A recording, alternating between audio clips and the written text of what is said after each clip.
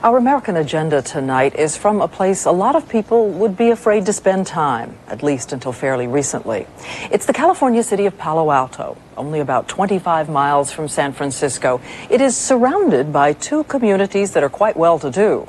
But East Palo Alto was a dangerous and desperate place. Then the police chief had an idea. Our agenda reporter is Ken Kashiwahara. 2 years ago, residents say the most common sound in East Palo Alto was gunfire. An all-too-common sight, drug dealers and death. 42 homicides a year in a city of only 24,000. East Palo Alto had earned the title murder capital of the country. At McNair High School, the kids still talk about it. We went over there and the man was all blue. He had been shot in the neck. 2 years ago, two of my friends got killed. They used to come to the school. East Palo Alto, with no industry, has always been one of the poorest cities in the Bay Area. Gangs and drug dealers rule the streets. The tiny police force could afford to field only 2 or 3 patrol officers per shift. They were outnumbered and outgunned. Our back was against the wall.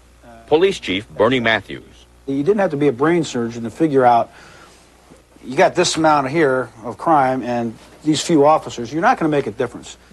East Palo Alto was caught in a vicious cycle. It couldn't hire more police because all the violence kept revenue-producing businesses away, and it couldn't combat the violence without more police officers. So Chief Matthews was forced to look elsewhere for answers.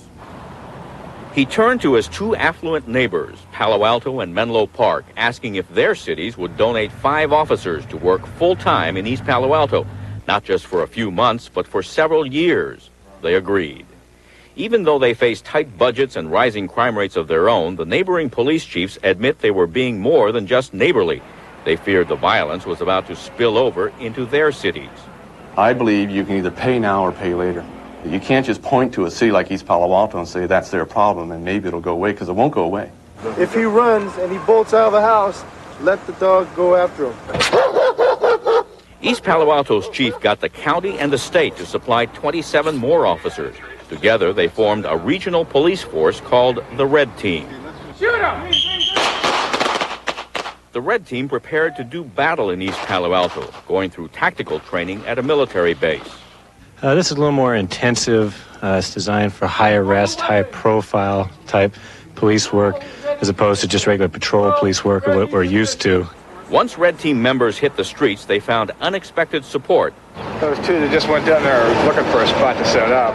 Residents organized patrols to intimidate drug dealers and to discourage drug buying. Would you hear gunfire out here? I hear lots of gunfire, especially at night. Dennis Schertzer joined the effort to take back his town. He was fed up, he says, with dealers taking over his street.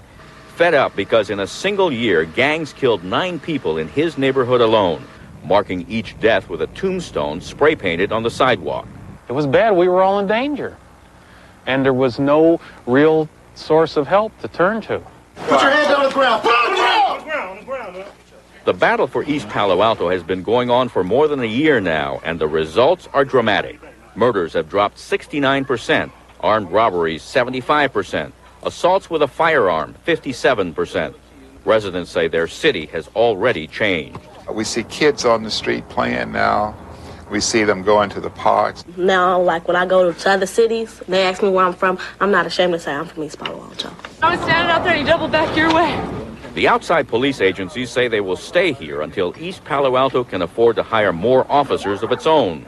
In the meantime, the challenge is to use the break in violence to attract businesses and build an economic base, to breathe life into a city that once had a reputation for death.